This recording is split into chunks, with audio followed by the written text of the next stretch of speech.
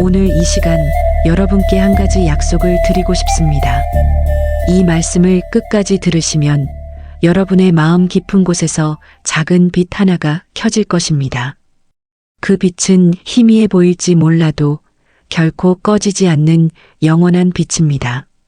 그것은 바로 하나님이 여러분을 위해 준비하신 기적, 그 기적을 향한 확신입니다. 혹시 기적이라는 단어가 너무 멀게 느껴지시나요? 기적은 특별한 사람들에게만 일어나는 일이고 나 같은 평범한 사람에게는 일어나지 않을 거라고 생각하시나요? 아닙니다. 하나님의 말씀은 분명히 말씀하십니다. 기적은 하나님을 믿는 모든 사람에게 일어나는 하나님의 약속입니다. 마가복음 9장 23절에서 예수님은 이렇게 말씀하십니다. 할 수 있거든이 무슨 말이냐? 믿는 자에게는 능히 하지 못할 일이 없느니라. 여기서 믿는 자는 특별한 믿음을 가진 소수가 아닙니다. 하나님의 말씀을 듣고 그 말씀을 붙잡는 모든 사람입니다. 바로 지금 이 순간 이 말씀을 듣고 계신 여러분입니다. 우리는 살아가면서 수많은 불가능의 벽 앞에 섭니다. 경제적인 어려움이 너무 커서 도저히 헤쳐나갈 수 없을 것 같을 때가 있습니다. 통장 잔고를 보면서 한숨만 나오고 미래가 막막하게 느껴지는 그런 순간들 말입니다. 건강의 문제로 고통받을 때도 있습니다. 병원을 다녀도 나아지지 않고 약을 먹어도 통증이 사라지지 않고 밤마다 통증 때문에 잠을 설치는 날들이 계속될 때가 있습니다. 관계의 문제로 마음이 찢어질 것 같을 때도 있습니다. 가장 사랑하는 가족과의 갈등, 오해와 상처로 얼룩진 관계, 회복될 수 없을 것만 같은 깨진 관계 앞에서 우리는 절망합니다. 그리고 때로는 영적인 침체 속에서 하나님이 정말 계신지, 나의 기도를 정말 들으시는지 의심하게 됩니다. 바로 이런 순간들이 우리 모두에게 찾아옵니다. 성경의 위대한 믿음의 사람들도 예외가 아니었습니다. 그들도 우리처럼 불가능의 벽 앞에서 무릎을 꿇었고 절망의 골짜기를 걸었습니다. 아브라함을 생각해 보십시오. 창세기 15장에서 하나님은 아브라함에게 하늘의 별을 세어보라고 하시며 그의 자손이 그와 같이 많을 것이라고 약속하십니다. 하지만 그때 아브라함의 나이는 이미 85세였고 아내 사라는 75세였습니다. 인간의 상식으로는 절대 불가능한 상황이었습니다. 아브라함이 그 약속을 받은 후 10년이 지났습니다. 10년이라는 시간은 결코 짧지 않습니다.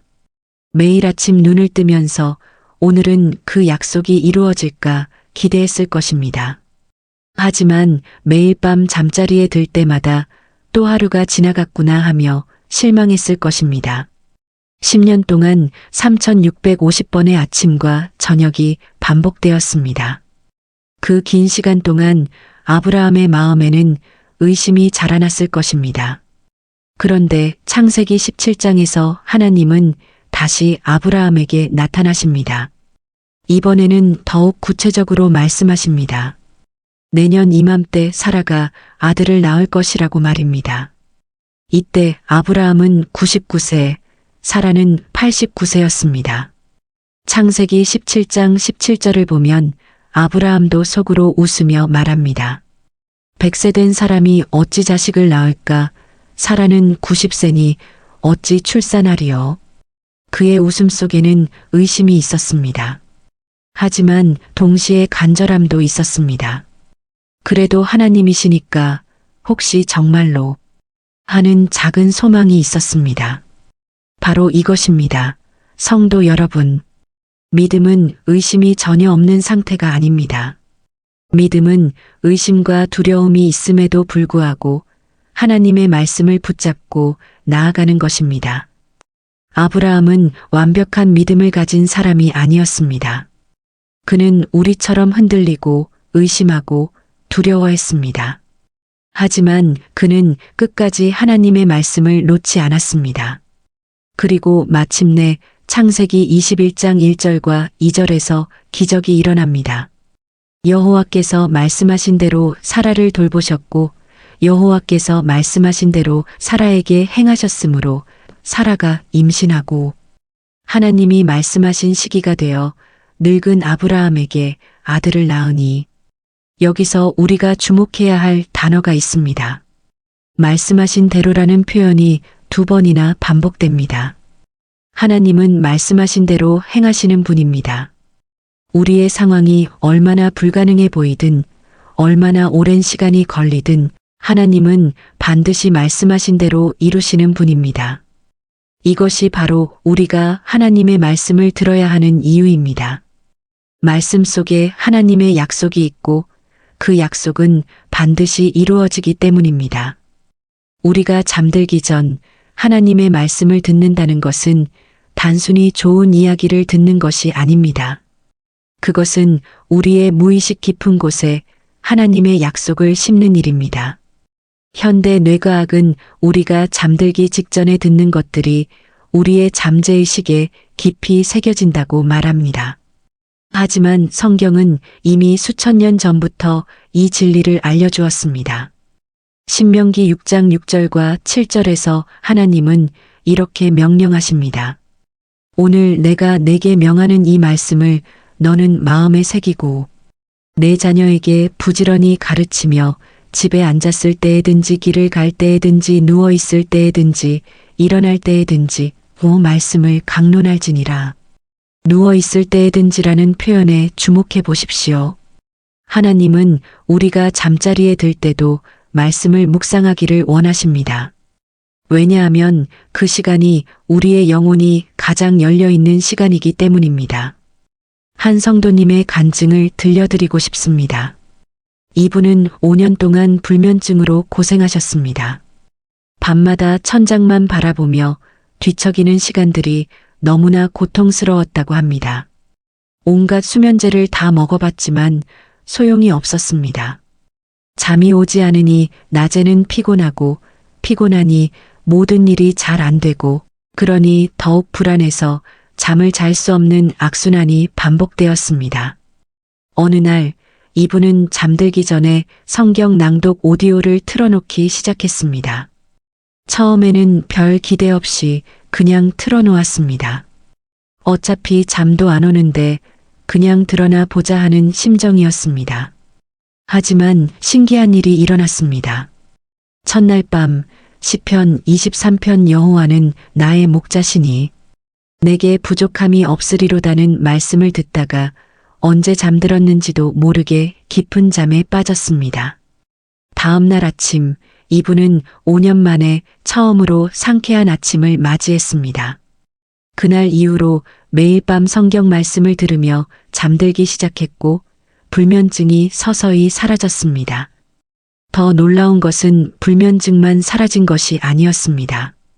5년 동안 쌓였던 불안과 두려움도 함께 사라지기 시작했습니다. 말씀을 듣는 동안 마음의 평안이 찾아왔고 그 평안은 낮 시간에도 계속되었습니다. 이분이 나중에 간증하시길 밤마다 말씀을 들으면서 제 안에 믿음이 자라나는 것을 느꼈습니다. 처음에는 그냥 잠들기 위해 들었는데 어느새 말씀이 제 마음 깊은 곳에 뿌리를 내리고 있었습니다. 그리고 어느 날 깨달았습니다. 내가 잠을 못 잔 것이 아니라 마음에 평안이 없었기 때문이었다는 것을요. 말씀이 제게 평안을 주었고 그 평안이 잠을 주었고 그 잠이 제 삶을 변화시켰습니다. 로마서 10장 17절은 이렇게 말씀합니다. 그러므로 믿음은 들음에서 나며 들음은 그리스도의 말씀으로 말미암았느니라. 믿음은 들음에서 옵니다. 우리가 하나님의 말씀을 들을 때 그 말씀이 우리 안에서 믿음을 만들어냅니다. 그리고 그 믿음이 자라면서 기적을 경험하게 됩니다. 기적은 갑자기 하늘에서 떨어지는 것이 아닙니다. 기적은 말씀을 듣고 그 말씀을 믿고 그 믿음을 붙잡고 나아갈 때 일어납니다. 아브라함의 기적도 하루아침에 일어난 것이 아니었습니다. 25년이라는 긴 시간 동안 하나님의 약속을 붙잡고 믿음으로 나아간 결과였습니다. 혹시 지금 여러분은 얼마나 기다리셨나요? 1년입니까? 5년입니까? 아니면 그보다 더 긴 시간입니까? 그 시간이 너무 길게 느껴지고 이제는 포기하고 싶은 마음이 드시나요? 조금만 더 견디십시오. 하나님의 때는 우리의 때와 다릅니다. 하지만 하나님은 결코 늦지 않으십니다. 시편 27편 13절과 14절에서 다윗은 이렇게 고백합니다. 내가 산 자의 땅에서 여호와의 선하심을 보리라 확신하였도다. 여호와를 기다릴지어다 강하고 담대하며 여호와를 기다릴지어다. 확신하였도다라는 표현을 보십시오. 다윗은 확신했습니다. 아직 보지 못했지만, 아직 경험하지 못했지만 그는 확신했습니다. 반드시 하나님의 선하심을 보게 될 것이라고 확신했습니다. 그리고 그 확신 위에서 그는 자신에게 명령합니다. 여호와를 기다릴지어다. 한 번이 아니라 두 번이나 반복해서 말합니다. 이것은 다윗 자신도 기다림이 쉽지 않았다는 것을 보여줍니다. 그래서 자기 자신에게 명령하듯 말해야 했던 것입니다. 우리도 마찬가지입니다. 기다림은 결코 쉽지 않습니다. 매일매일이 전쟁입니다. 의심과 싸우고 불안과 싸우고 두려움과 싸워야 합니다. 하지만 우리에게는 무기가 있습니다. 바로 하나님의 말씀입니다. 에베소서 6장 17절에서 바울은 성령의 검 곧 하나님의 말씀을 들라고 합니다. 말씀은 우리의 영적 무기입니다. 우리가 말씀으로 무장할 때 어떤 두려움도, 어떤 의심도, 어떤 절망도 우리를 이길 수 없습니다. 모세의 이야기도 들려드리고 싶습니다. 출애굽기 14장에 나오는 홍해 앞의 장면을 기억하시나요? 이스라엘 백성들이 애굽을 탈출하여 홍해 앞에 섰습니다. 그런데 뒤에서는 바로의 군대가 추격해오고 있었습니다. 앞은 바다로 막혀 있고 뒤에서는 적군이 쫓아오는 절체절명의 순간이었습니다. 백성들은 모세를 향해 원망했습니다. 출애굽기 14장 11절과 12절을 보면 애굽에 매장지가 없어서 당신이 우리를 이끌어내어 이 광야에서 죽게 하느냐? 어찌하여 당신이 우리를 애굽에서 이끌어내어 이같이 우리에게 하느냐? 우리가 애굽에서 당신에게 일러 이르기를 우리를 내버려 두라 우리가 애굽 사람을 섬길 것이라 하지 아니하더냐? 광야에서 죽는 것보다 애굽 사람을 섬기는 것이 낫겠노라고 말합니다. 이들의 절망이 느껴지십니까? 이들은 이미 포기했습니다. 차라리 애굽의 노예로 사는 것이 낫다고 생각했습니다. 그만큼 상황이 절망적이었습니다. 하지만 이 순간 모세는 놀라운 말을 합니다. 출애굽기 14장 13절과 14절에서 모세는 백성들에게 이렇게 말합니다. 두려워하지 말고 가만히 서서 여호와께서 오늘 너희를 위하여 행하시는 구원을 보라. 너희가 오늘 본 애굽 사람을 영원히 다시 보지 아니하리라. 여호와께서 너희를 위하여 싸우시리니 너희는 가만히 있을지니라. 가만히 서서 구원을 보라. 이 얼마나 놀라운 명령입니까? 상식적으로 생각하면 뭔가 행동을 해야 합니다. 도망가든지 싸우든지 뭔가를 해야 합니다.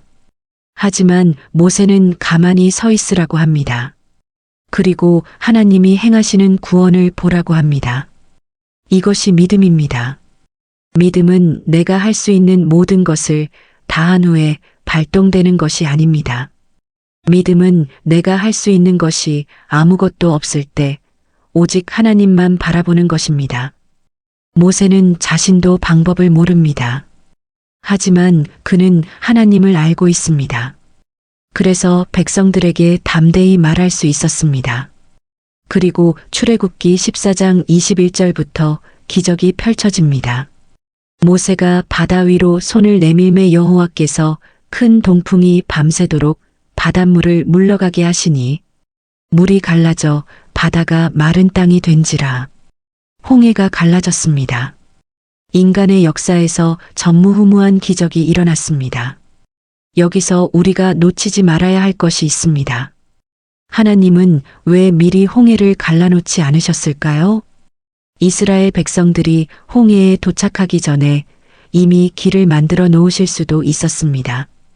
그러면 백성들이 두려워하지 않았을 것이고 모세를 원망하지도 않았을 것입니다. 하지만 하나님은 그렇게 하지 않으셨습니다. 백성들이 절대절명의 위기 앞에 서게 하셨습니다. 앞도 막히고 뒤도 막힌 정말 죽을 수밖에 없는 상황에 놓이게 하셨습니다. 왜일까요? 그것은 그들이 정말로 하나님의 능력을 보게 하시기 위함이었습니다. 만약 길이 미리 열려 있었다면 백성들은 우연히 길이 있었네 하고 생각했을 것입니다. 하지만 불가능한 상황에서 홍해가 갈라지는 것을 보았을 때 그들은 확실히 알았습니다. 이것은 하나님이 하신 일이라는 것을, 하나님만이 하실 수 있는 일이라는 것을 확실히 알게 되었습니다. 성도 여러분, 지금 여러분이 처한 불가능한 상황도 마찬가지입니다. 그 상황이 너무 막막해 보이고 도저히 해결될 것 같지 않아 보입니다. 하지만 바로 그 순간이 하나님의 기적을 경험할 준비가 된 순간입니다. 하나님은 우리의 불가능을 통해 당신의 가능을 보여주시기를 원하십니다. 누가복음 1장에 나오는 마리아의 이야기도 생각해 보십시오. 천사 가브리엘이 마리아에게 나타나 말합니다. 보라, 내가 잉태하여 아들을 낳으리니 그 이름을 예수라 하라. 하지만 마리아는 아직 남자를 알지 못하는 처녀였습니다. 생물학적으로 불가능한 일이었습니다. 마리아가 묻습니다. 나는 남자를 알지 못하니 어찌 이 일이 있으리이까? 이것은 의심이 아니라 순수한 질문이었습니다. 그리고 천사는 누가복음 1장 37절에서 이렇게 대답합니다. 대저 하나님의 모든 말씀은 능하지 못하심이 없느니라. 이 구절을 원어로 보면 더욱 강력합니다. 헬라어 원문을 직역하면 하나님께는 불가능한 것이 하나도 없다는 의미입니다. 하나도 없다는 표현에 주목해 보십시오. 단 하나의 예외도 없습니다. 여러분이 지금 직면한 그 불가능도 예외가 아닙니다. 마리아는 이 말씀을 믿었습니다. 그리고 누가복음 1장 38절에서 이렇게 고백합니다. 주의 여종이 오니 말씀대로 내게 이루어지이다. 말씀대로라는 표현을 기억하십니까? 아브라함의 이야기에서도 나왔던 그 표현입니다. 하나님은 말씀대로 이루시는 분입니다. 마리아는 자신이 어떻게 잉태할지 몰랐습니다. 의학적으로, 생물학적으로 어떻게 가능한지 이해하지 못했습니다. 하지만 그녀는 하나님의 말씀을 믿었습니다. 그리고 그 믿음으로 인류 역사상 가장 위대한 기적의 통로가 되었습니다. 기적은 이해에서 오는 것이 아닙니다. 기적은 믿음에서 옵니다. 우리가 모든 것을 이해할 필요는 없습니다. 우리는 단지 하나님의 말씀을 믿기만 하면 됩니다. 또 다른 간증을 나누고 싶습니다. 한 성도님은 사업 실패로 큰 빚을 지게 되었습니다. 3억이 넘는 빚이었고 수입은 거의 없었습니다. 매일 채권자들의 독촉 전화에 시달렸고 가족들과의 관계도 무너져 갔습니다. 이분은 밤마다 죽음을 생각했다고 합니다. 차라리 죽는 것이 모든 걸 해결하는 방법처럼 보였습니다. 어느 날 밤 이분은 마지막으로 기도했습니다. 하나님, 이번이 마지막 기도입니다. 정말 하나님이 계시다면 제게 응답해 주세요. 제가 더 이상 버틸 수가 없습니다. 그리고 너무 지쳐서 그냥 침대에 누웠습니다. 그때 우연히 유튜브에서 성경 낭독 영상이 자동 재생되었습니다. 시편 50편 15절이었습니다. 환난 날에 나를 부르라. 내가 너를 건지리니 내가 나를 영화롭게 하리로다. 이 한 구절이 그분의 귀에 들어왔습니다. 그리고 이상하게도 눈물이 쏟아졌습니다. 마음 깊은 곳에서 뭔가가 울컥 솟아올랐습니다. 그날 이후로 이분은 매일 밤 성경 말씀을 들으며 잠들기 시작했습니다. 말씀을 들으면서 조금씩 마음에 평안이 찾아왔습니다. 그리고 신기하게도 상황이 조금씩 풀리기 시작했습니다. 예상치 못한 곳에서 일거리가 들어왔고 빚을 갚을 수 있는 길이 열렸습니다. 3년이 걸렸습니다. 3년 동안 이분은 매일 밤 말씀을 들으며 잠들었고 매일 아침 일어나 하나님을 신뢰하며 일했습니다. 그리고 3년 후 모든 빚을 다 갚았습니다. 그뿐만 아니라 무너졌던 가족관계도 회복되었고 새로운 사업도 시작할 수 있었습니다. 이분은 간증하십니다. 그 3년이 제 인생에서 가장 힘든 시간이었지만 동시에 가장 귀한 시간이었습니다. 매일 밤 말씀을 들으면서 저는 하나님을 정말로 알아갔습니다. 말씀이 제 안에서 살아 움직이는 것을 경험했습니다. 그리고 깨달았습니다.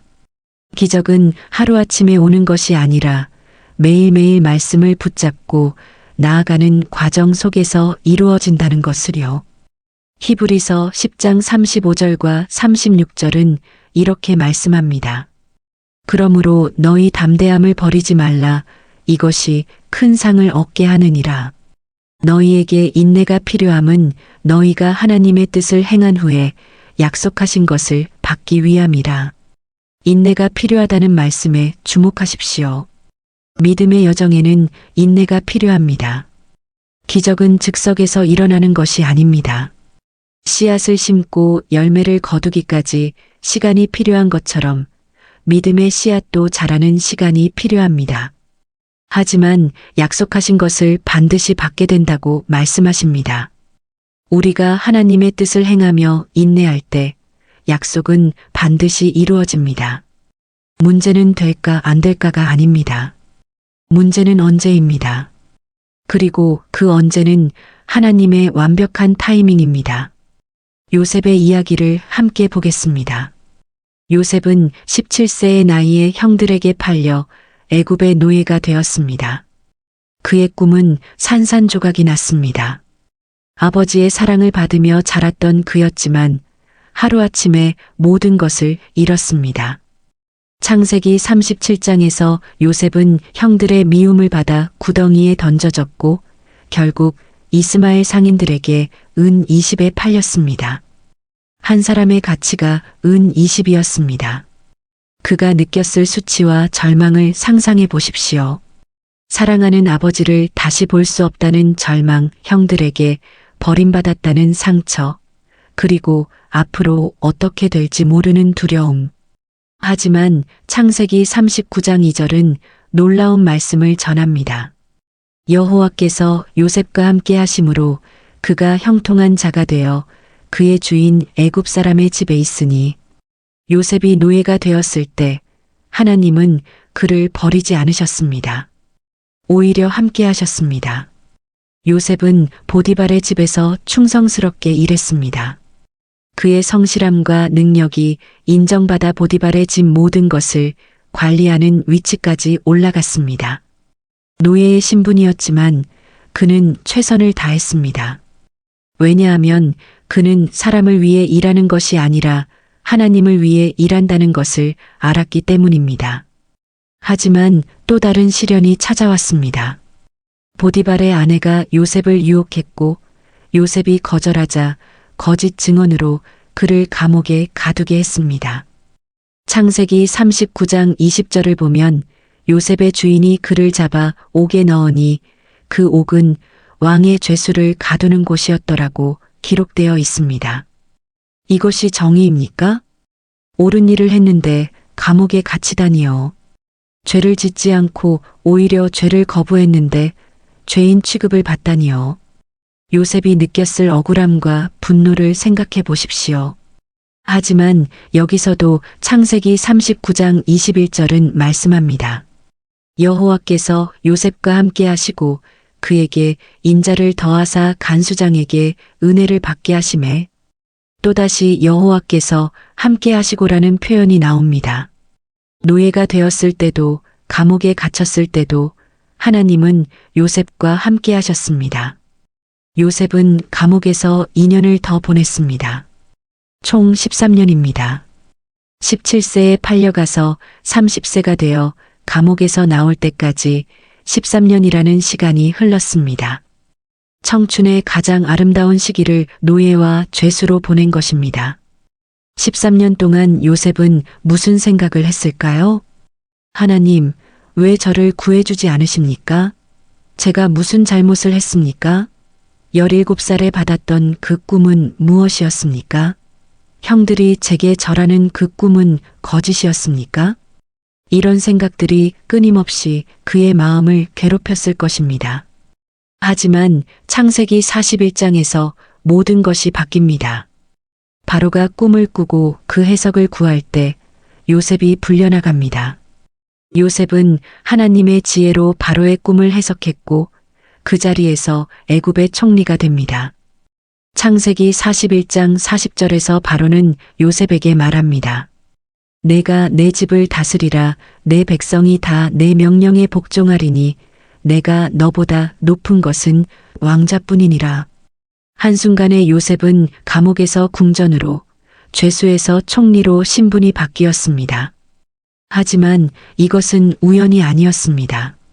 13년 동안 하나님은 요셉을 준비시키고 계셨습니다.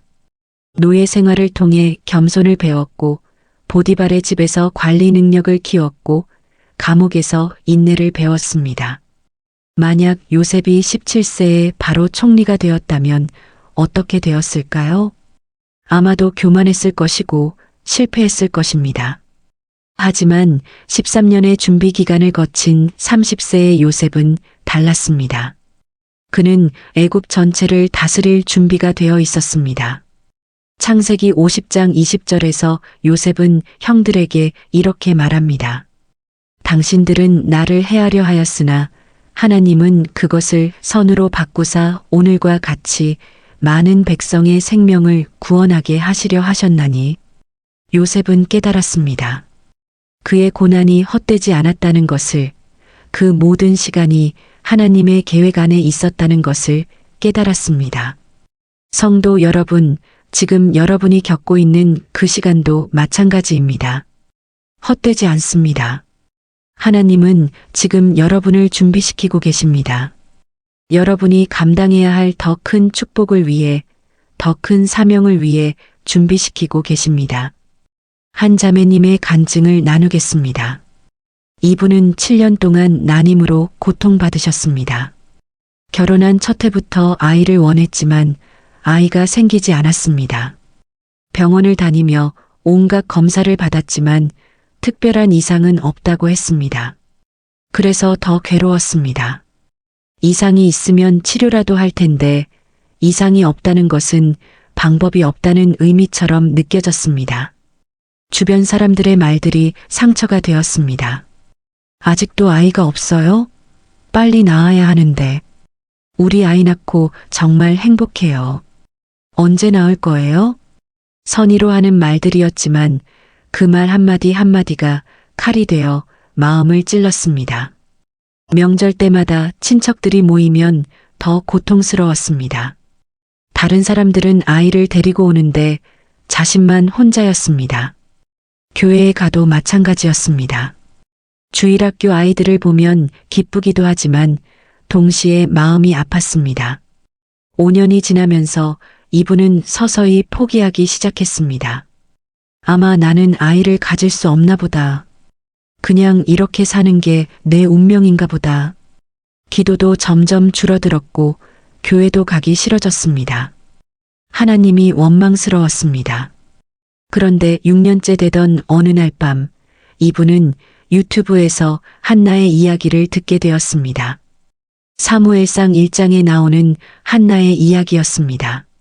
한나도 아이가 없어서 고통받았다는 이야기, 그리고 그녀가 하나님께 간절히 기도했다는 이야기를 들으면서 눈물이 쏟아졌습니다.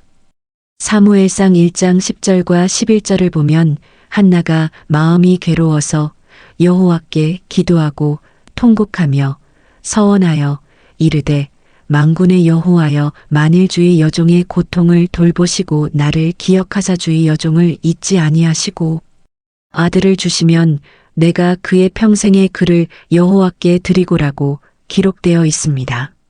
마음이 괴로워서라는 표현이 이분의 마음을 울렸습니다. 바로 이거야. 바로 내 마음이야. 한나도 자신처럼 괴로워했다는 것, 한나도 통곡하며 기도했다는 것이 위로가 되었습니다. 자신만 이런 고통을 겪는 것이 아니라는 것을 알게 되었습니다. 그날 밤부터 이분은 매일 밤 성경 말씀을 들으며 잠들기 시작했습니다. 특히 한나의 이야기와 엘리사벳의 이야기, 사라의 이야기를 반복해서 들었습니다. 말씀을 들으면서 이상하게도 마음의 평안이 찾아왔습니다. 여전히 아이는 없었지만 마음의 괴로움은 점점 줄어들었습니다.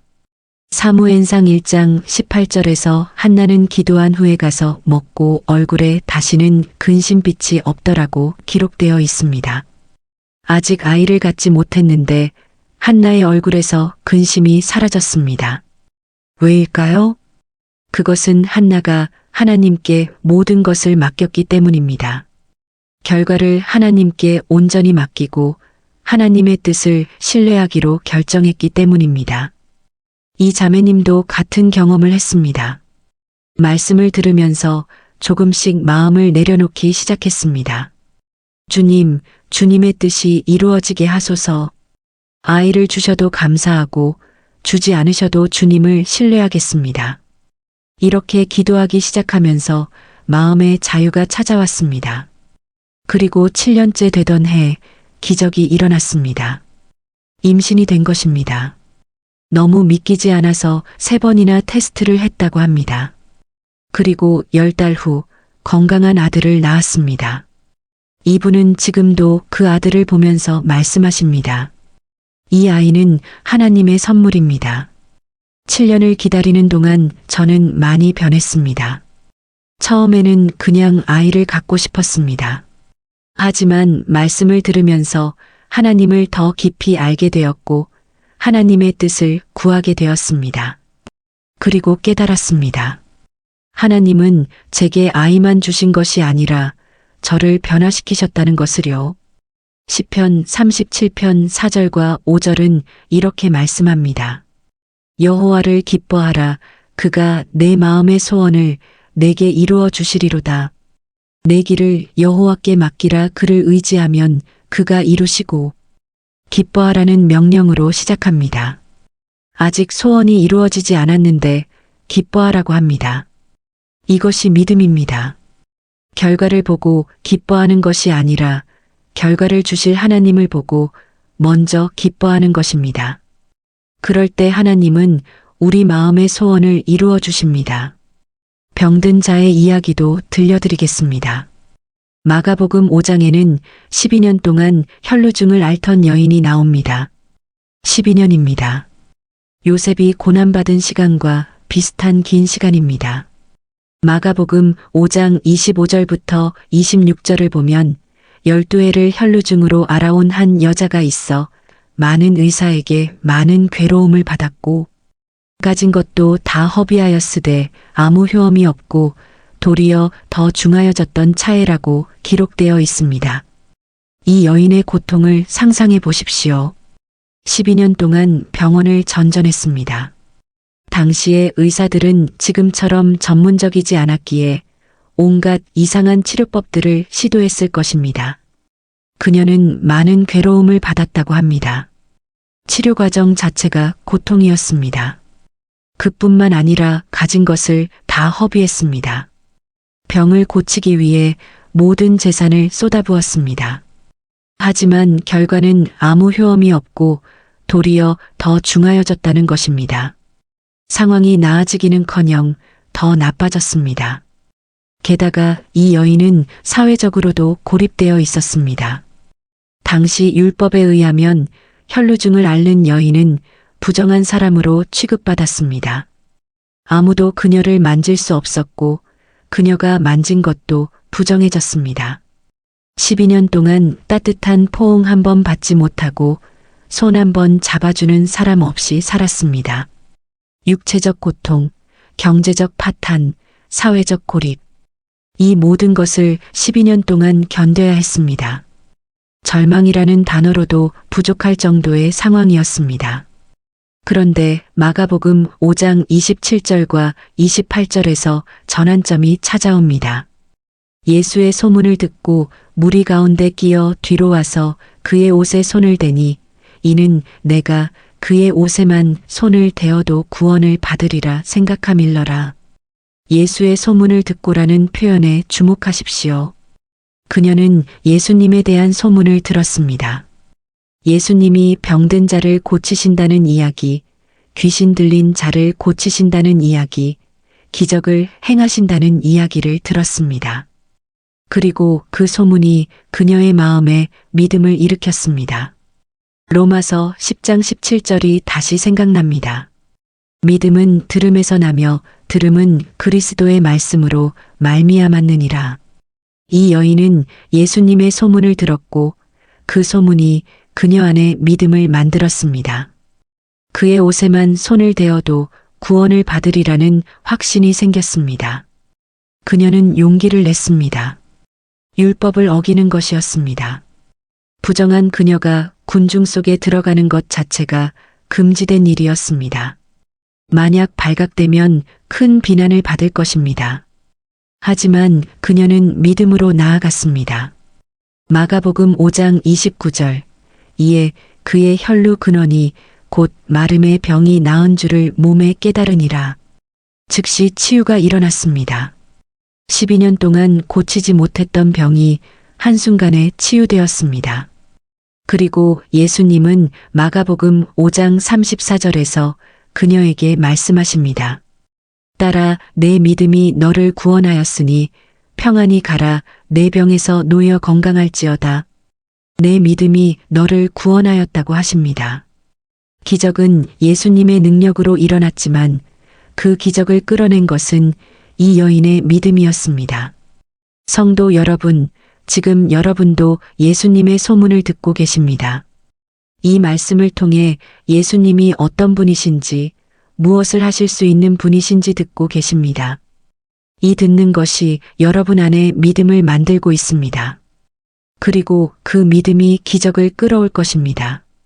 한 형제님의 간증도 나누겠습니다. 이분은 암 진단을 받으셨습니다. 3기 위암이었고 의사는 5년 생존율이 30%라고 했습니다. 수술을 받고 항암 치료를 시작했지만 부작용이 너무 심했습니다. 먹지도 못하고 걷지도 못할 정도로 몸이 약해졌습니다. 이분은 밤마다 죽음을 생각했습니다. 이렇게 죽는구나. 가족들을 남겨두고 가는구나. 두려움이 밤마다 엄습했습니다. 잠을 자려고 해도 온갖 생각들이 떠올라서 잠들 수가 없었습니다. 어느 날 아내가 성경 낭독 앱을 휴대폰에 깔아주었습니다. 그리고 말했습니다. 여보, 밤에 잠 안 올 때 이거 들어봐요. 제가 듣는 건데 마음이 편해지더라고요. 처음에는 별 기대 없이 틀었습니다. 그날 밤 들었던 말씀이 시편 23편이었습니다. 여호와는 나의 목자시니 내게 부족함이 없으리로다. 그가 나를 푸른 풀밭에 누이시며 쉴만한 물가로 인도하시는도다. 내 영혼을 소생시키시고 자기 이름을 위하여 의의 길로 인도하시는도다. 내가 사망의 음침한 골짜기로 다닐지라도 해를 두려워하지 않을 것은 주께서 나와 함께 하심이라. 주의 지팡이와 막대기가 나를 안위하시나이다. 사망의 음침한 골짜기로 다닐지라도 해를 두려워하지 않을 것은이라는 구절이 그의 귀에 들렸습니다. 눈물이 흘렀습니다. 주께서 나와 함께 하심이라는 말씀이 마음에 와닿았습니다. 그날 이후로 매일 밤 말씀을 들으며 잠들었습니다. 신기하게도 두려움이 조금씩 사라졌습니다. 여전히 몸은 힘들었지만 마음에는 평안이 있었습니다. 항암 치료를 받으러 가는 날에도 말씀을 들었습니다. 고통스러운 순간에도 말씀이 힘이 되었습니다. 2년이 지났습니다. 정기 검진을 받았는데 의사가 놀란 표정으로 말했습니다. 암세포가 완전히 사라졌습니다. 깨끗합니다. 이분은 그 자리에서 울었습니다. 기쁨의 눈물이었습니다. 지금은 5년이 지났고 여전히 건강하게 살고 계십니다. 이분은 말씀하십니다. 암은 제게 저주가 아니라 축복이었습니다. 암을 통해 저는 하나님을 만났습니다. 매일 밤 말씀을 들으면서 하나님이 정말 살아계신 분이라는 것을, 나를 사랑하시는 분이라는 것을 알게 되었습니다. 육체의 병은 고쳤지만 더 큰 것은 영혼의 병을 고쳐주셨다는 것입니다. 요한복음 16장 33절에서 예수님은 말씀하십니다. 이것을 너희에게 이르는 것은 너희로 내 안에서 평안을 누리게 하려 함이라. 세상에서는 너희가 환난을 당하나 담대하라. 내가 세상을 이기었노라. 세상에서는 환난을 당한다고 분명히 말씀하십니다. 예수님은 우리에게 환난이 없을 것이라고 거짓말하지 않으십니다. 현실을 직시하십니다. 세상에서 우리는 환난을 당합니다. 병도 오고 시험도 오고 고통도 옵니다. 하지만 동시에 담대하라고 명령하십니다. 왜 담대할 수 있습니까? 내가 세상을 이기었노라고 하시기 때문입니다. 예수님이 이미 세상을 이기셨습니다. 그래서 우리도 예수님 안에서 담대할 수 있습니다. 예수님이 세상을 이기셨다는 것은 무엇을 의미합니까? 그것은 우리가 직면한 모든 문제가 이미 해결되었다는 의미입니다. 십자가에서 예수님은 죽음을 이기셨고 부활로 생명을 주셨습니다. 그 승리가 바로 우리의 승리입니다. 베드로의 이야기를 보겠습니다. 마태복음 14장에서 제자들이 배를 타고 가는데 큰 바람이 불어 물결이 거셌습니다. 밤 사경, 그러니까 새벽 3시에서 6시 사이에 예수님이 바다 위로 걸어서 그들에게 오셨습니다. 제자들은 처음에 유령인 줄 알고 무서워 소리를 질렀습니다. 마태복음 14장 27절에서 예수님은 말씀하십니다. 예수께서 즉시 이르시되 안심하라. 나니 두려워하지 말라. 여기서 난이라는 표현은 헬라어로 에고 에이미인데 이것은 출애굽기 3장 14절에서 하나님이 모세에게 하신 말씀 나는 스스로 있는 자와 같은 표현입니다. 예수님은 자신이 바로 그 하나님이심을 선포하신 것입니다. 베드로가 대답합니다. 마태복음 14장 28절 주여 만일 주님이시거든 나를 명하사 물 위로 오라 하소서. 베드로의 이 요청을 주목해 보십시오. 그는 물 위를 걷고 싶어서 요청한 것이 아닙니다. 그는 예수님이 명령하시면 불가능한 일도 가능해진다는 것을 알았습니다. 예수님은 간단히 말씀하십니다. 오라. 그리고 베드로는 배에서 내려 물 위로 걸었습니다. 인간의 역사에서 예수님 외에 물 위를 걸은 사람은 베드로가 유일합니다. 이것은 기적이었습니다. 그런데 마태복음 14장 30절 바람을 보고 무서워 빠져가는지라 소리질러 이르되 주여 나를 구원하소서 하니 베드로는 물 위를 걷다가 바람을 보고 무서워했습니다. 그리고 물에 빠지기 시작했습니다. 여기서 우리가 배워야 할 교훈이 있습니다. 베드로는 왜 빠졌습니까? 바람 때문입니까? 아닙니다. 처음부터 바람은 불고 있었습니다. 베드로가 물 위를 걷기 시작할 때도 바람은 있었습니다. 하지만 그때는 빠지지 않았습니다. 베드로가 빠진 이유는 시선을 바꾸었기 때문입니다. 처음에는 예수님을 바라보았습니다. 그래서 물 위를 걸을 수 있었습니다. 하지만 바람을 보고 무서워했습니다. 시선을 환경으로, 문제로, 어려움으로 돌렸을 때 빠지기 시작한 것입니다. 우리의 삶도 마찬가지입니다. 우리 주변에는 항상 바람이 붑니다. 경제적 어려움이라는 바람, 건강 문제라는 바람, 관계의 갈등이라는 바람, 미래에 대한 불안이라는 바람이 계속 붑니다. 문제는 바람이 아닙니다. 문제는 우리가 어디를 보느냐입니다. 바람을 보면 두려워집니다. 문제를 보면 절망합니다. 하지만 예수님을 보면 평안합니다. 예수님을 보면 걸을 수 있습니다. 불가능해 보이는 상황 위를 걸어갈 수 있습니다. 히브리서 12장 2절은 이렇게 말씀합니다. 믿음의 주요 또 온전하게 하시는 이인 예수를 바라보자. 그는 그 앞에 있는 기쁨을 위하여 십자가를 참으사 부끄러움을 개의치 아니하시더니 하나님 보좌 우편에 앉으셨느니라. 예수를 바라보자고 합니다. 우리의 시선을 예수님께 고정해야 합니다. 말씀을 듣는다는 것은 바로 이것입니다. 우리의 시선을 다시 예수님께로 돌리는 것입니다. 하루 종일 우리는 세상의 소리를 듣습니다.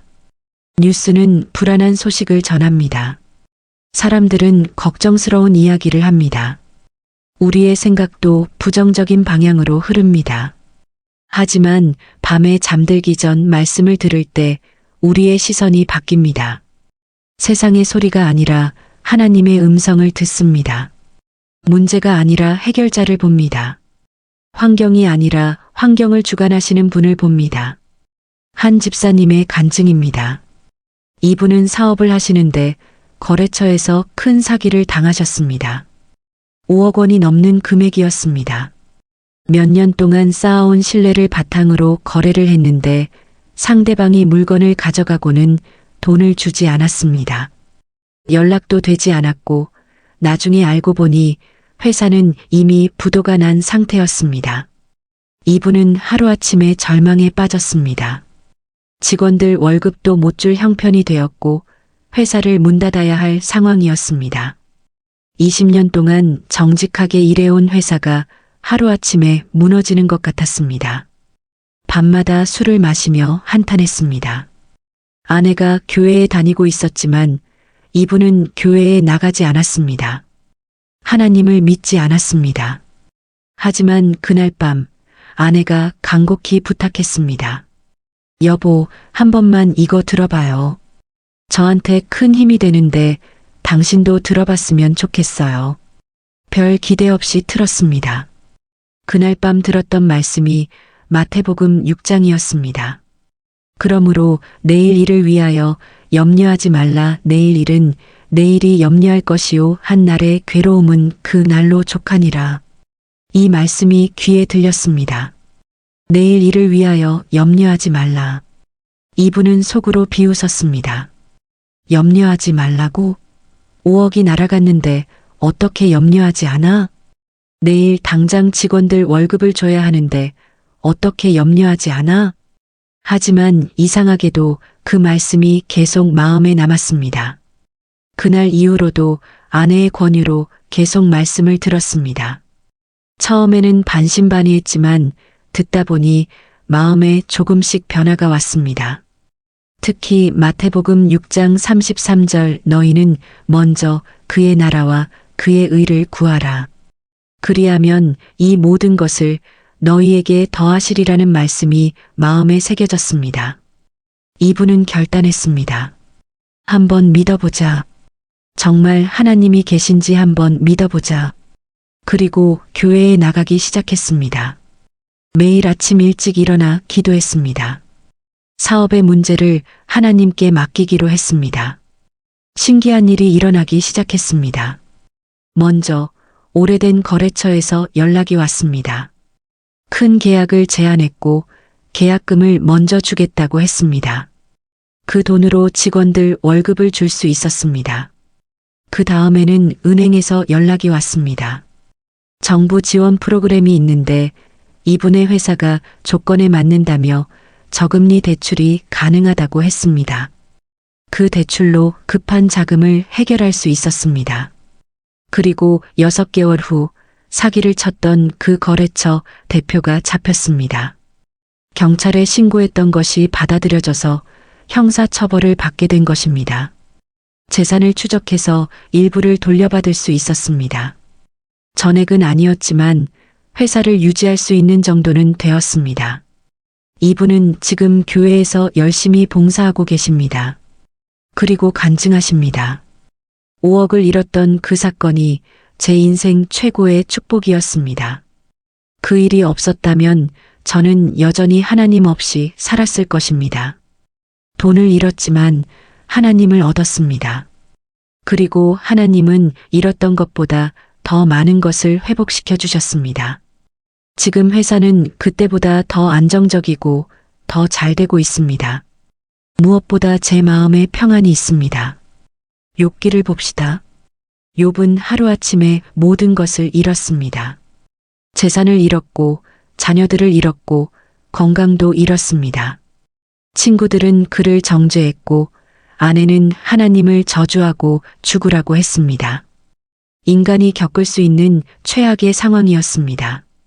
욥기 2장 13절을 보면 친구들이 와서 욥과 함께 7일 밤낮을 땅에 앉아 있었다고 합니다.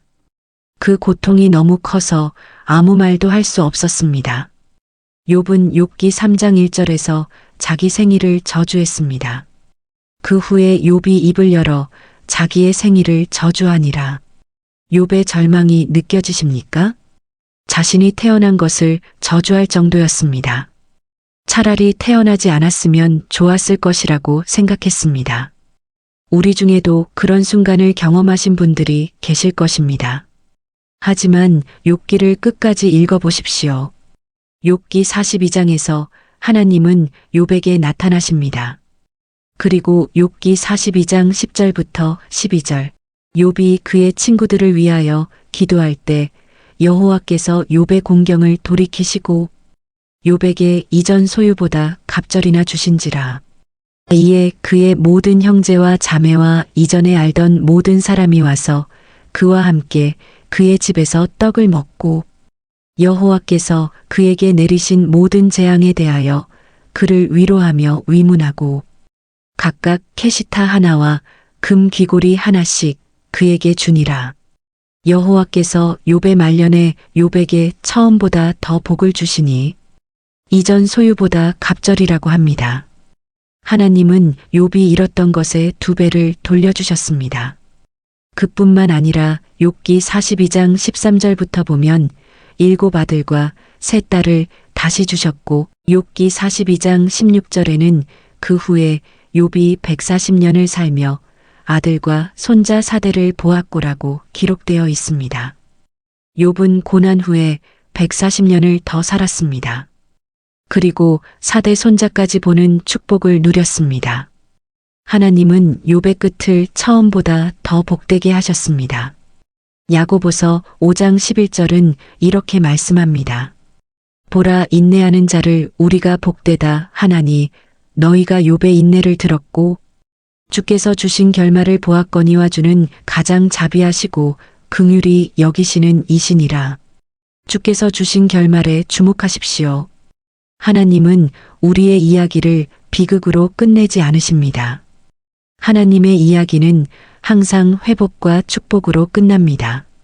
지금 여러분이 어떤 고난 가운데 있든지 그것이 여러분 인생의 끝이 아닙니다. 그것은 과정입니다. 하나님이 주실 결말을 향해 가는 과정입니다. 그리고 그 결말은 반드시 좋을 것입니다. 로마서 8장 28절, 우리가 너무나 잘 아는 말씀입니다. 우리가 알거니와 하나님을 사랑하는 자, 곧 그의 뜻대로 부르심을 입은 자들에게는 모든 것이 합력하여 선을 이루느니라. 모든 것이라고 했습니다. 좋은 것만이 아닙니다. 나쁜 것도 포함됩니다. 고통도 실패도 좌절도 모든 것이 합력하여 선을 이룬다고 약속하십니다. 한 권사님의 간증을 나누겠습니다. 이분의 딸이 사고를 당했습니다. 교통사고였는데 혼수 상태에 빠졌습니다. 의사는 깨어날 가능성이 거의 없다고 했습니다. 설령 깨어나도 정상적인 생활은 불가능할 것이라고 했습니다. 이 어머니는 병원 침대 옆에서 매일 기도했습니다. 울면서 기도했습니다. 하나님, 제 딸을 살려주세요. 제가 대신 아프게 해주세요. 하지만 딸은 깨어나지 않았습니다. 한 달이 지났습니다. 두 달이 지났습니다. 여전히 혼수 상태였습니다. 이 어머니는 지쳐갔습니다. 기도할 힘도 없었습니다. 그냥 침대 옆에 앉아서 딸의 손을 잡고 있을 뿐이었습니다. 어느 날 한 집사님이 병원에 찾아왔습니다. 그리고 조용히 옆에 앉아서 성경을 읽어주기 시작했습니다. 시편 121편이었습니다. 내가 산을 향하여 눈을 들리라. 나의 도움이 어디서 올까? 나의 도움은 천지를 지으신 여호와에게서로다. 여호와께서 너를 실족하지 아니하게 하시며 너를 지키시는 이가 졸지 아니하시리로다. 그 집사님은 매일 병원에 와서 성경을 읽어주었습니다. 혼수 상태인 딸에게도 들리라고 큰 소리로 읽었습니다. 의사들은 말했습니다. 혼수 상태인 환자도 소리를 들을 수 있다고 합니다. 계속 말을 걸어주세요. 그래서 이 어머니도 매일 딸에게 성경을 읽어주기 시작했습니다. 잠자기 전에도 읽어주고 아침에 일어나서도 읽어주었습니다. 혹시 들릴까 하는 마음으로 계속 읽어주었습니다. 3개월째 되던 날 기적이 일어났습니다. 딸의 손가락이 움직였습니다. 처음에는 착각인 줄 알았습니다. 하지만 다시 움직였습니다. 이 어머니는 간호사를 불렀고 의사가 와서 확인했습니다. 그리고 일주일 후 딸이 눈을 떴습니다. 의사들도 놀랐습니다. 기적입니다. 의학적으로 설명할 수 없습니다. 딸은 천천히 회복되었습니다. 재활 치료를 받으며 조금씩 몸을 움직일 수 있게 되었습니다. 말도 할 수 있게 되었습니다. 그리고 6개월 후 걸을 수 있게 되었습니다. 1년 후 딸은 완전히 회복되어 일상생활로 돌아왔습니다. 그리고 간증했습니다. 혼수 상태일 때 엄마의 목소리가 들렸어요. 성경 말씀이 들렸어요. 그 말씀이 저를 어둠에서 끌어냈어요. 말씀이 제게 살아야 할 이유를 주었어요. 이 어머니는 지금도 말씀하십니다. 그 사고가 저희 가족에게 가장 큰 축복이었습니다. 그 일을 통해 우리 가족 모두가 하나님을 만났습니다. 딸은 지금 간호사가 되어 다른 환자들을 돕고 있습니다. 자신이 경험한 기적을 다른 사람들과 나누고 있습니다. 요한복음 11장에 나오는 나사로의 이야기도 봅시다. 나사로가 병들었을 때 마리아와 마르다는 예수님께 사람을 보내 전했습니다. 요한복음 11장 3절 주여 보시옵소서 사랑하시는 자가 병들었나이다. 그들은 예수님이 오셔서 나사로를 고쳐주실 것을 기대했습니다. 하지만 예수님은 즉시 가지 않으셨습니다. 요한복음 11장 6절 나사로가 병들었다 함을 들으시고 그 계시던 곳에 이틀을 더 유하시고 이틀을 더 머무셨습니다. 왜일까요? 그 이틀 동안 나사로는 죽었습니다. 마리아와 마르다는 절망했을 것입니다. 예수님이 좀 더 빨리 오셨다면 우리 오빠가 죽지 않았을 텐데. 요한복음 11장 21절에서 마르다는 실제로 이렇게 말합니다. 주께서 여기 계셨더라면 내 오라버니가 죽지 아니하였겠나이다. 하지만 예수님은 더 큰 계획을 가지고 계셨습니다. 병을 고치는 기적이 아니라 죽은 자를 살리는 기적을 보여주시려는 계획이었습니다. 요한복음 11장 4절에서 예수님은 이미 말씀하셨습니다. 이 병은 죽을 병이 아니라 하나님의 영광을 위함이요 하나님의 아들이 이로 말미암아 영광을 받게 하려 함이라. 예수님은 무덤 앞에 서셨습니다. 나사로가 죽은 지 나흘이 지났습니다. 당시에는 사람이 죽으면 영혼이 사흘 동안 몸 주위를 맴돈다고 믿었습니다. 그래서 나흘이 지나면 완전히 죽은 것으로 여겼습니다. 마르다도 요한복음 11장 39절에서 말합니다. 냄새가 나나이다. 죽은 지가 나흘이 되었나이다. 하지만 예수님은 요한복음 11장 43절에서 큰 소리로 외치십니다. 나사로야 나오라. 그러자 죽었던 나사로가 살아나서 무덤에서 나왔습니다. 인류 역사상 죽은 지 나흘이나 된 사람이 다시 살아난 기적입니다. 여기서 우리가 배워야 할 교훈이 있습니다. 때로 하나님은 우리가 원하는 때에 응답하지 않으십니다. 우리는 병을 고쳐달라고 기도하는데 하나님은 병이 더 깊어지도록 허락하십니다. 우리는 문제가 해결되기를 원하는데 하나님은 문제가 더 커지도록 허락하십니다. 왜일까요? 그것은 우리가 상상하는 것보다 더 큰 기적을 보여주시기 위함입니다. 병 고치는 기적이 아니라 죽은 자 살리는 기적을 보여주시기 위함입니다. 작은 응답이 아니라 큰 응답을 주시기 위함입니다. 성도 여러분, 지금 여러분의 기도가 응답되지 않는 것처럼 보입니까? 여러분이 원하는 때에 하나님이 움직이지 않으시는 것 같습니까? 낙심하지 마십시오. 하나님은 더 큰 것을 준비하고 계십니다. 이사야 55장 8절과 9절은 말씀합니다. 이는 내 생각이 너희의 생각과 다르며 내 길은 너희의 길과 다름이니라. 여호와의 말씀이니라. 이는 하늘이 땅보다 높음같이 내 길은 너희의 길보다 높으며 내 생각은 너희의 생각보다 높음이니라. 하나님의 생각은 우리의 생각보다 높습니다. 하나님의 길은 우리의 길보다 높습니다.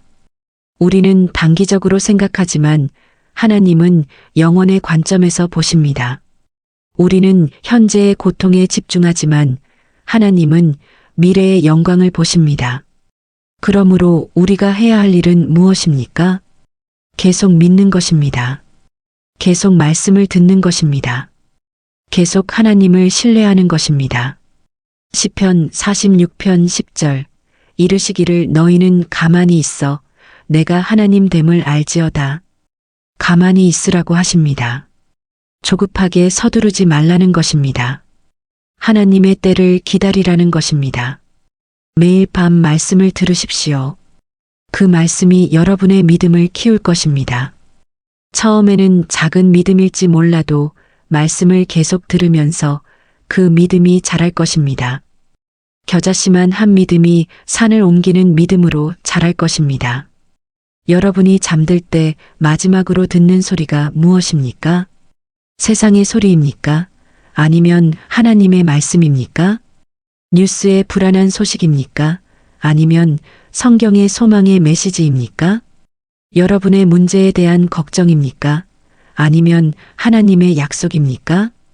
잠들기 전 마지막 순간, 그 순간이 여러분의 다음 날을 결정합니다. 불안으로 잠들면 불안한 아침을 맞이합니다. 두려움으로 잠들면 두려운 하루를 시작합니다. 하지만 말씀으로 잠들면 평안한 아침을 맞이합니다. 소망으로 잠들면 소망찬 하루를 시작합니다. 빌립보서 4장 6절과 7절 아무것도 염려하지 말고 다만 모든 일에 기도와 간구로 너희 구할 것을 감사함으로 하나님께 아뢰라. 그리하면 모든 지각에 뛰어난 하나님의 평강이 그리스도 예수 안에서 너희 마음과 생각을 지키시리라. 모든 지각에 뛰어난 하나님의 평강이라고 했습니다. 이해할 수 없는 평안입니다. 상황은 여전히 어렵지만 마음에는 평안이 있습니다. 문제는 여전히 있지만 두려움은 없습니다. 이것이 바로 하나님이 주시는 기적입니다. 기적은 항상 외적인 것만이 아닙니다. 때로 가장 큰 기적은 내적인 변화입니다. 환경이 바뀌는 것이 아니라 내가 바뀌는 것입니다. 상황이 해결되는 것이 아니라 상황을 보는 내 시각이 바뀌는 것입니다. 사랑하는 성도 여러분, 오늘 밤 이 말씀이 여러분의 마음에 심기를 원합니다.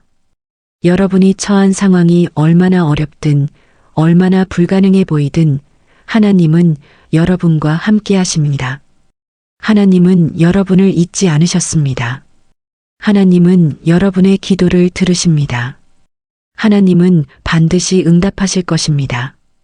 그 응답이 여러분이 원하는 방식이 아닐 수도 있습니다. 여러분이 기대하는 시간이 아닐 수도 있습니다.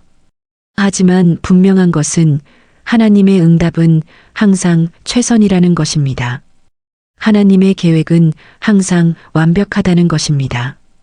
이제 기도로 마무리하겠습니다. 사랑하는 하늘 아버지, 지금 이 순간 이 말씀을 듣고 있는 모든 분들을 축복합니다. 깊은 밤 잠 못 이루며 이 말씀을 듣고 계신 분들에게 평안을 주시옵소서. 고통 가운데 있는 분들에게 위로를 주시옵소서. 절망 가운데 있는 분들에게 소망을 주시옵소서. 주님, 이 말씀이 그들의 마음 깊은 곳에 뿌리를 내리게 하옵소서. 말씀이 그들 안에서 믿음을 만들고 그 믿음이 기적을 끌어내게 하옵소서. 그들이 매일 밤 말씀을 들으며 잠들 때 주님의 음성이 세상의 모든 소음을 이기게 하옵소서. 경제적 어려움으로 고통받는 분들에게 채우심을 주시옵소서. 질병으로 아파하는 분들에게 치유를 주시옵소서. 관계의 문제로 상처받은 분들에게 회복을 주시옵소서. 미래가 불안한 분들에게 확신을 주시옵소서. 주님, 그들이 지금 당장 변화를 보지 못할지라도 낙심하지 않게 하옵소서. 주님의 때를 기다릴 수 있는 인내를 주시옵소서. 그리고 그 기다림의 시간이 헛되지 않음을 주님이 그들을 준비시키고 계심을 알게 하옵소서. 이 말씀을 듣는 모든 분들이 내일 아침 일어날 때 새로운 소망으로 일어나게 하옵소서. 주님이 함께 하심을 확신하며 하루를 시작하게 하옵소서. 불가능해 보이는 상황 앞에서도 담대하게 나아가게 하옵소서. 주님의 이름으로 선포합니다. 이 말씀을 듣는 모든 분들에게 기적이 일어날 것입니다. 주님이 약속하신 대로, 주님이 말씀하신 대로 이루어질 것입니다. 그들의 눈물을 기쁨으로 바꾸시고, 그들의 탄식을 찬양으로 바꾸시고, 그들의 절망을 소망으로 바꾸실 것입니다. 예수 그리스도의 이름으로 기도합니다. 아멘.